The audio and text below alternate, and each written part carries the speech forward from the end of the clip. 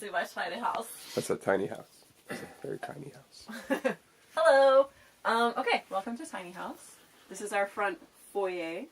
When we first got the house, actually, the door opened inward. We flipped it around so it opens out. So we have more space in here. Let's see, what can I show you starting here? These are our storage benches, which is also our dining room. And here we have all of our tools and our tiny vacuum cleaner. This one is, it cannot move. This one is in place. This cat can move. This cat cannot move. I'm going to move this. I'm gonna move Immovable this. cat in the tiny house. I'm moving this. This one does move. It rolls over here. Smart. Look at that low Then profile. We have this, and we bring our table down. And our table locks into place with a little hole here so that you can't accidentally kick out, which is good. It is good. You have a nice table. Seats 4 comfortably. Seats 4 comfortably. It also sat 5 intimately. I saw it. Yeah. Sits 5 intimately. Yes. Whoa! Okay. Alright, so that's our dining room. And then this is also a storage bench, so there's a lot of, this is like winter clothes and my ski helmet and stuff in here. Good. Then this is our stove. You want to talk a little bit about this? I don't know what kind of stove it is. Yeah, look at that. So That looks scary and too hard for lay One of the people. smallest wood range stoves on the market. It puts off. It's great. You burn about half a log to heat the house up in the winter. Half a log twice a day, so 1 log a day. You know, a 12-inch log. One of these guys? Yeah, that's a quarter. That's a quarter log there. Some of these might even be smaller. So you're saying it's like one whole log? Yeah, so basically, Or one half of a log, really? Well, this is probably from like an 18-inch log. This is just a centerpiece of it, but yeah, it really doesn't take much. This is our first winter, so I can't really say how much exactly it will use, but we purchased a quarter cord and then some scraps, so I think we're going to be just shy of enough wood, but I think it'll be good. We might freeze to death in February, but... We cook once the stove gets warm enough, we cook on the top of it. Oh, wow. Like where that pot is? That'll heat up? Oh, wow. Makes the best grilled cheese ever. So yeah. That thing's hot. Yeah, Yeah, wow. That's awesome. Yeah, This pot, we're not cooking anything right now. We leave this pot on there to discourage the cats from ever wanting to jump on top of the That makes sense. wood-burning stuff. Yeah. They probably know by now, yeah. Oh, yeah. Yeah, Yeah, so I think that's about... Yeah, so wood burning stove is great. It heats up pretty good. You throw a log in at night and keeps you warm all night. Cool. It's good. The panel on the wall is actually a brand new acquisition. That's a heat, convection heat. Oh, yeah. Panel. Ceramic heat panel. Pulls cold air. It's off right now. Pulls cold air up from the bottom. Puts hot air out at the top. The reason we got it is because when we're away for 2 or 3 days, we don't want to leave the cats in a freezing cold house. So this will just keep the house, because we can have the wood stove burning when we're not here. So this keeps the house at like 50 or 55. So. Yeah, it keeps the house at a temperature that water doesn't freeze. You will not be able to turn that.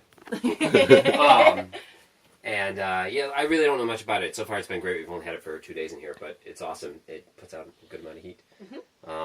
Then we have our little refrigerator. How much energy does our refrigerator take? I sound like a fool, but I really don't know. It's 100 watts, but the compressor is 11 amps, which is really high, but it's only 11 amps at its peak, and then it drops back down. So I'll be honest, it doesn't run that much, but it's about 100 watts or so. Oh, okay. That's the thing that probably takes the most energy. Yeah. Then we have, this is one of our water system things, so just a 3-gallon jug. We have 6 of these 3-gallon jugs. The other 5 are up here in the store top. Cool. We refill it, all 6 of them, about once a week, sometimes twice a week, I guess, but mostly it's about once a week.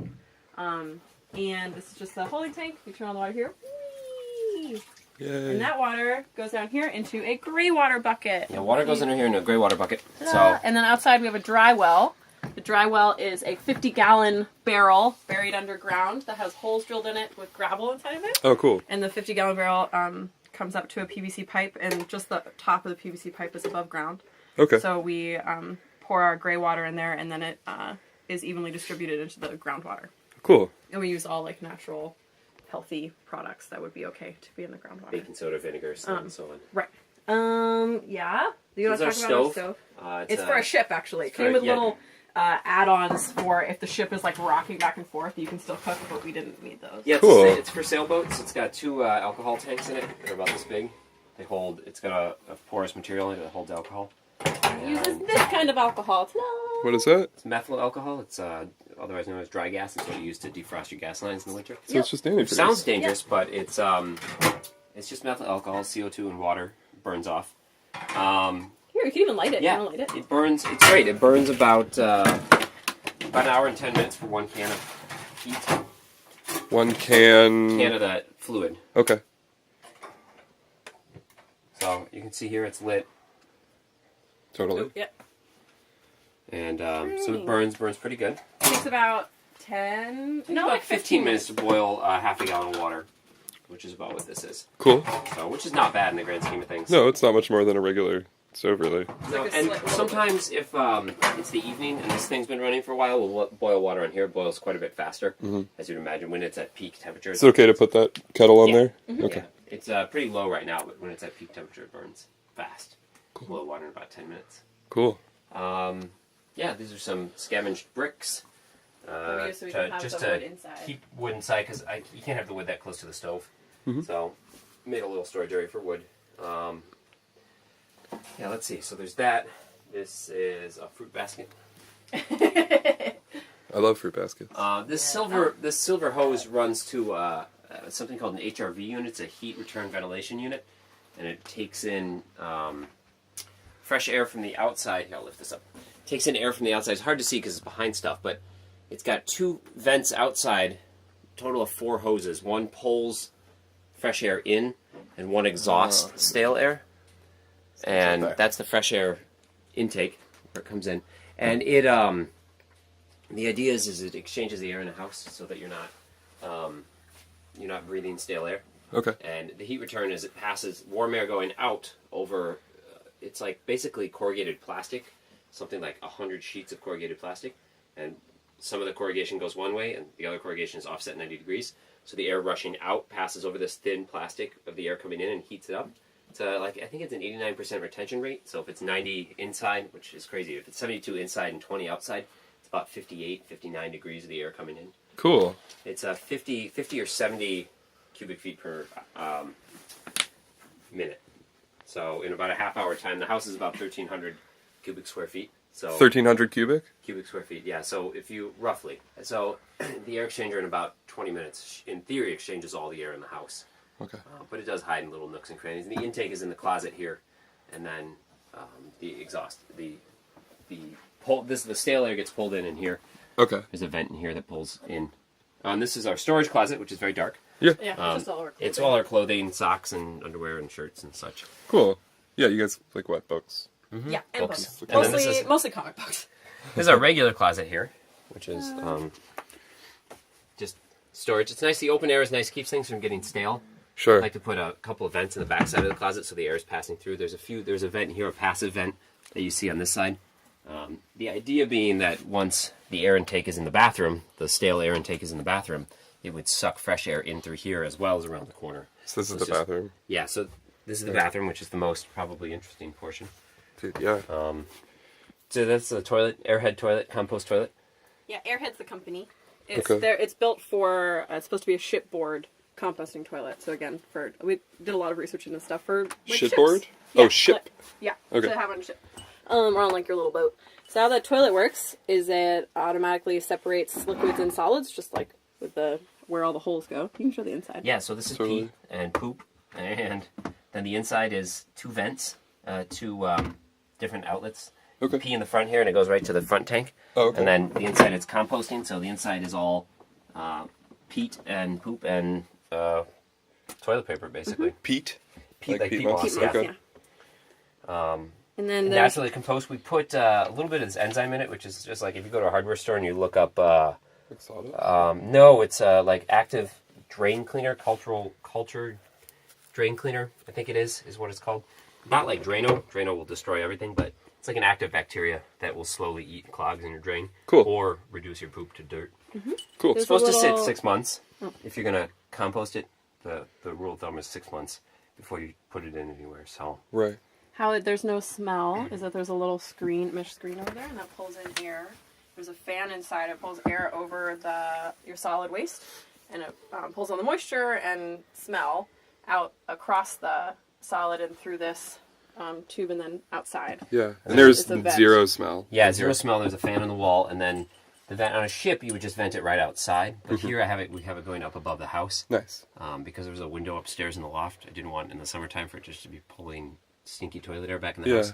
So it vents above the house. The pipe is also painted black. Somebody told me you get passive ventilation that way because the pipe heats up, especially in the summer. It gets really hot. It sucks the cold air, so it's quicker on the fan. Cool. So it'll pull air out faster. That's really smart. Is the pipe on the outside of the house? Is it like in the board? Okay. Yeah, it's outside. And the fan is like here? Fan is in the wall. It's about this big. It's basically like an event fan you'd find on like a computer. Wow, okay. It's very low. I mean, it's plugged in here on this white cable. Sure. I'm not proud of this electrical box, but this is our current electrical situation. It's gonna get better. So it should have a breaker. Yeah. Should have a breaker. The breaker's here. If I hit this orange switch, the house goes dark. Cool. It's one 20 amp circuit. One 15 amp, 120 volt circuit. I'd say the max we ever draw in this house at one time is about 12 amps. And that's with everything running at once. It spikes when the compressor kicks on the refrigerator, but it's minimum enough that it doesn't trip the breaker or is hazardous. Yeah. That wall heater, the reason that one is there is it's only 400 watts, which is only 3.3 amps.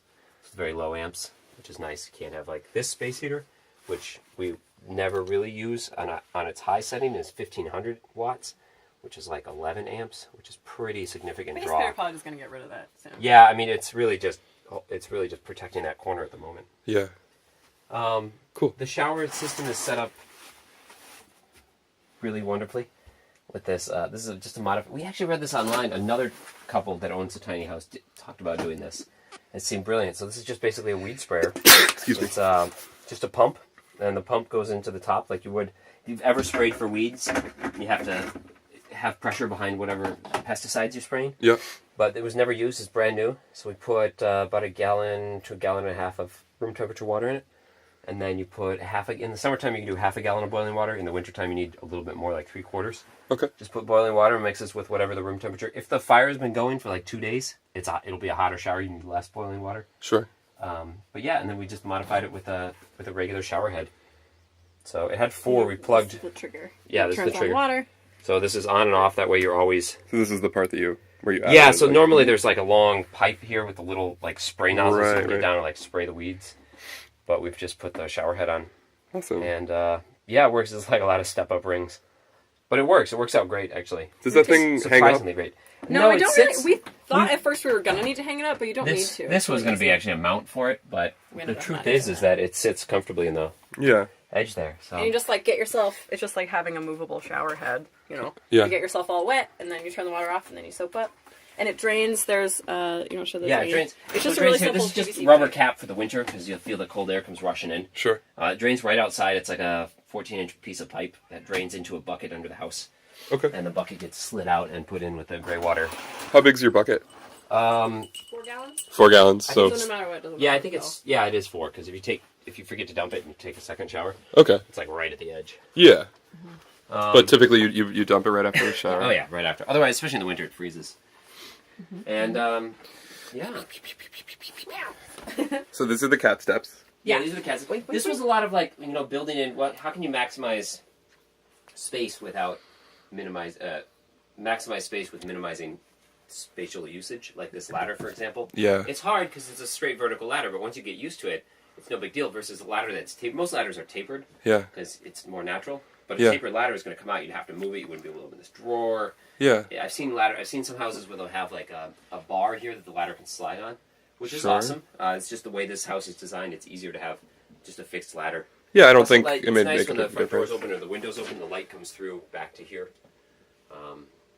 Yeah, That is nice. little things. The wall is white with a mirror on it, which when you walk in makes the house feel larger.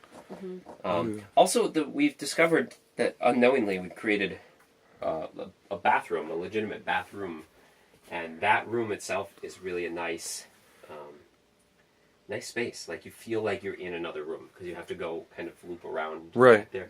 But it doesn't decrease the size of the house, especially because when you walk in, you can see this back corner. Right. You get this See the whole distance. Also, thing. the house is very tall, which helps. Yeah. And you were saying that the bathroom, did it used to be here? Yeah, it Yeah, used to be so the closet. Right. to be there that. used to be there was no electricity. There was no water set up at all. None. We put in the sink. We put in all of anything that has to do with either electricity or water. For the bathroom, what the guy had was a 5-gallon like Home Depot paint bucket with a toilet lid on top of it. Okay. And that was where the closet is now. And he had a twin bed built into the wall where the bathroom is, and he wasn't really utilizing this upper loft for anything. So we that's ripped like out- he was sleeping right next to his bathroom Basically. and like the smell and everything all the Yeah, time. and he used lime and sawdust, which is fine. Lime is pretty potent stuff. We didn't want to use. We want to be dumping lime everywhere. Yeah. It's great. I mean, if you have like an outhouse or something, it's one thing. But I mean, if you're shitting in a bucket in a house, you got some serious problems. Yeah. So the toilet runs about $1,000. Okay. It's totally worth every penny. Every penny that goes in, it's absolutely worth it. It's great. It contains. Imagine having a tiny house like this with a stinky toilet. I mean, it's just like you don't smell any toilet smell in here ever. Yeah. Ever. Even if somebody goes to the bathroom and there's people here, you don't smell it because it's vented to the outside. So And I can odors are getting pulled attest right to up. this. Yeah. Yes, Yeah. exactly. It's happened. Yeah. I mean, it's a great setup. It's always learning. You're always learning different things. What works, what doesn't work. Right. Yes, we sleep up there as evidence. Yeah, I'm gonna go up there and look at the sleepers. These are just some friends. They have a little handle right here. That's really cool. They had a second handle, but sometimes they bump their knee on it, and so they decided one handle is the way to go. There's a little porthole. These are my babies. That's a Jesse and one Fred. Jesse, did you say mm-hmm? Has a little window. Look, they have a nice little Aero mattress. Good job, Fred. Try not to move, honey. They have a little. They actually have a projector. What we just got a tiny little projector for this hooks on the chair. I think it was the other way. Upside down. The other way. This literally was just installed today. Yeah, We figured just this today, out like 5 hours ago. Help. Long It's arm. like such a perfect, tight little attachment. There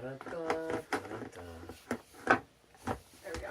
And then the projector sits on here, and then this is the And then- projector screen. Show them how the projector screen when you gotta get in. Yeah, and so it's set up. Oh, you know what? I don't think it's plugged in. That's okay. No, Oh, it's that's not. okay. That's To okay. still have access to gain access to the loft, we have a pulley system set up that you can hook the screen up. And I have to cut the corners off of the screen to match the angle of the roof Okay. to pull it level. If that makes sense, to pull it parallel to the floor. Yeah. Right now this is as high as I can go because the corners bind themselves onto the roof. But then that gives us access to up here. The screen also is like super light. It's just some thin plywood and some small little 1x3s. Oh, okay. So that being said, the other thing you can do is you can just take the screen down, piece of cake. Oh my if you gosh. need to get into the loft. So it's on a couple of hooks and eyes. And Oh, the cat's about to go up there, I think. oh yeah, Cool. Look at Maybe, cat in maybe we action. should stop. cat's No, gonna get lazy. Don't look at me, I'm shy. I'm fat. Oh yeah. You actually. I didn't think that was gonna go up that easily. Yeah, it's quite awesome. It's lightweight. The whole screen probably weighs, 13 pounds or 14 pounds. Really, I'd say 12 and a half. 12 and a half. Oh, Fred's awake. Just to make some arguments. Anything else? 12 and a half. Oh, I don't think so. We have, it's 4-inch insulation on all of the, On all the walls. yeah. Yeah, it's standard 16 on center construction, so it's 2x4s on end, like you would build any room in Okay. any foundation building. It's heavy because of that, but it's definitely durable. It's got Roxel, is that it? Mm-hmm. Roxel insulation. It's like an R18 insulation, so pretty insulated. So if you get this fire going, it'll stay livable in here for probably 14 hours, and then it starts to get a little chilly. But we left for 4 days once. We took the cats, and there was no heat source in the house, and most of the liquids froze solid. It was well below freezing. Okay. So it definitely. But that was with no heat. That was We with no didn't have heat, that so like many. it gets Right. the heat leaves like any building. There's no. The only way to really build something is to build another structure around this structure. That would be like if you built a house around a house. That's how you super insulate. Like Then you would have 2 houses. house. Yes, you would. But yeah, so it's 2x4 construction, and it's good. I mean, it's the guy who built it knew what he was doing. He's built many homes. Well, three other homes in Maine, so he's used to building for this sort of climate, Sure. which is helpful.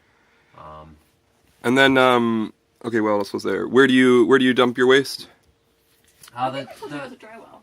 The dry well, Oh, the waste, you gray mean from the water. toilet. Yeah, gray water goes in the dry well. Any black water like urine or the solids tank. There's actually a holding tank, which is the Septic. first part of a septic tank. Okay. That we just dump into. It's 1,000 gallons, so we could fill it for 10 years. And we've dumped the solid thing twice in 6 months. Okay. I mean, it doesn't fill up. You also, the other thing that I think always gets forgotten is that we're not here that much. We both work full time, so we're both out. You know, you leave. Both of us are gone by usually 8 a.m. and we're not back till about 7 p.m., 8 p.m. So we're really only here for maybe 12 hours, 14 hours a day. Sure. So you're not producing a lot of waste here. You produce it at work and that sort of thing. So that's one of the other factors that goes into it. But I mean, the compost functionality and everything is amazing. It breaks down rapidly, and you're left with basically soil. Yeah. I wouldn't be growing vegetables in it right away, but You after- can use human manure to do tree. Like you could use it to like rooted trees. rooted trees. Yeah. For fertilizer. Yeah, I had heard you can do it on vegetables and stuff. You just You can. really, You gotta let it you just sit- got to be sit for- sure. You gotta let it sit Yeah. for Yeah. a year. Yeah. Typically. This is my understanding. There's a great book. I forgot the gentleman who wrote it, about human manure. Sort of like the Bible of human manure. Huh. How to deal with it. And, I mean, if you think about it, it's just organic matter. I mean, Right. it's no different than cow shit, which they use to fertilize everything anyways. That's right. And Milorganite, which is a commercially available fertilizer, is human waste anyways. Oh, really? So- Really? Yeah. That's hilarious. Yeah, it's just dried and reused human waste. Cool. So they've been doing it for years. It's not like it's anything that hasn't been used before. Right. You crazies, you hippies, didn't Well, no, invent it. I actually used to work for that company. It was a great job. Milorganite?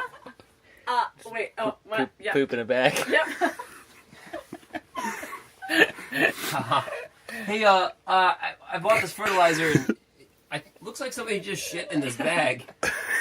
That's our new guy. That's a top of the line product. Oh my god! I think Fred made this. Hi, welcome to Poop in a Bag. My name's Fred, owner, operator, entrepreneur. Entrepreneur. Oh!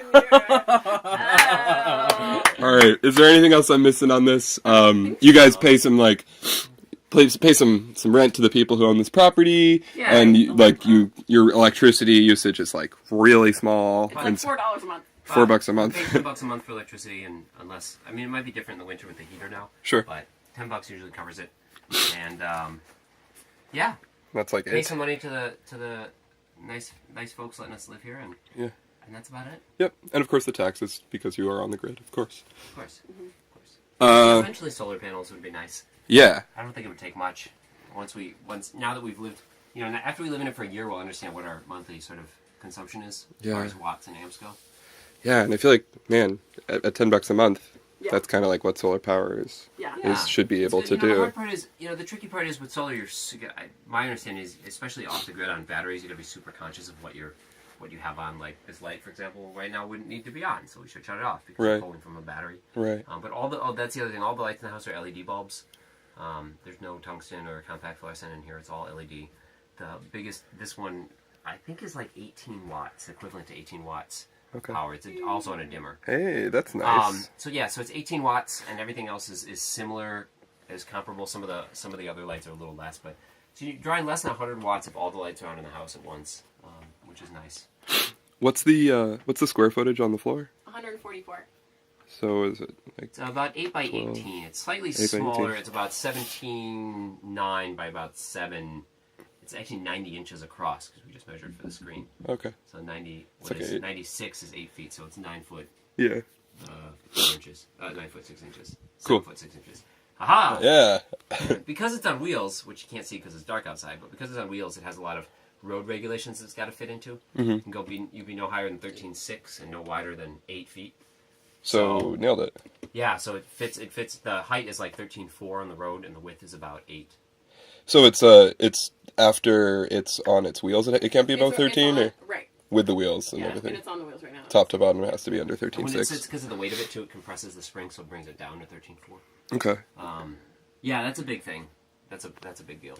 So I know with the domicile stuff changes from like state to state and even like municipality to municipality. Does on the road stuff, does it pretty consistent? Road's pretty consistent. Okay, Yeah. that's good. Some have almost everybody's 13.6 Uh-huh. height wise.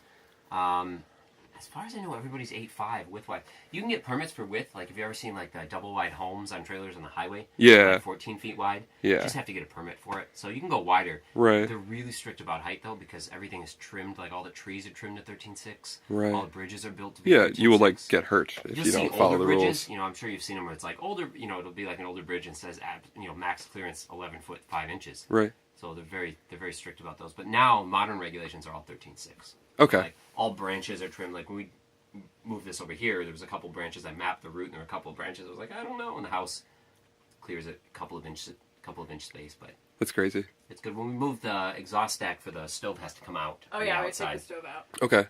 And and you were saying earlier, if you wanted to live in a house that you were just like constantly moving around in, you would get You would get get If if you're gonna live in a house where you want to travel the country or travel North America or all the way down to South America, if you want to see the world or all around Europe, get something that's meant for travel, like an Airstream. Or Right. This is good for short-term travel. This is great for like if we know we want to be in New England, so it's great to have it in New England. Yeah. I don't think I would build one on the West Coast and say, all right, now I'm moving to New England. No, I'm going to go back. It's just, I think the impact of the house is so low that it's immediately offset by the size of vehicle and the gas consumption it would take to move That's true. something from East Coast to West Coast. They're not aerodynamic. They're heavy.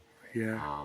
Depending how they're built, they don't necessarily drive. The guy who drove, I have never moved it, but the guy who moved it for us claimed it steered very well. So it's a very straight, even steer. That's so interesting.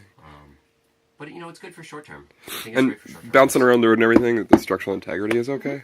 It's Yeah, it's great. solid. Yeah. Yeah, it's right. It's I think it's 12 anchor bolts, angle irons that are welded to the deck of the trailer's steel. There's angle irons welded that have bolts that go through them. You can see underneath the house where they've been ratcheted in place. So the house is attached with 12 basic bolts. I don't know. I say basic like I know what I'm talking about. But Yeah. they're big, fat stainless steel bolts. Big old They're bolts. like a half-inch wide or something. It's a pretty substantial bolt. But yeah, it's rock solid. I mean, the house is rock solid. It's built like a foundation home would be built. So Right. the style, the structure is pretty sound. Okay.